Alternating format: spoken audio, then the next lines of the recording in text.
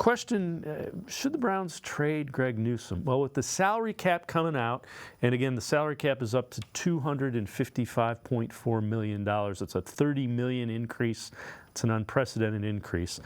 That means the fifth-year option numbers for players are out. So if the Browns want to pick up Greg Newsome's fifth-year option, it wouldn't be next year, it's the following year, $13.3 million is what it would cost them. So, that's not a bad deal for a pretty good cornerback. Cornerbacks are expensive.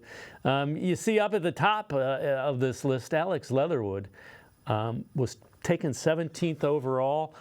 They did not pick up the option on him. He was released by the Raiders. He's now on the Browns practice squad. So that's kind of another name to keep an ear out for, Alex Leatherwood, relative to the Browns. If they can find a way to develop that guy, that's a guy that was a first-round pick and just has not played up to that level. But again, that is a low-risk, high-reward move for the Browns. But the question with Greg Newsome, you pick up the option because Greg Newsome has the skills to be a starting caliber cornerback in the NFL. And at $13.3 million, yeah, then the question becomes, you're going to end up having to pay Martin Emerson, and he doesn't have a fifth-year option because he was not a first-round pick. So you have to pay him a year earlier.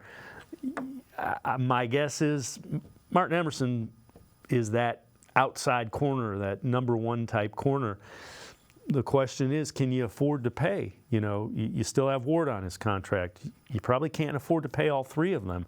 The question becomes, what can you get for Greg Newsome? And if you can get a second-round pick, you certainly do it. I don't know if you do it for a third-round pick.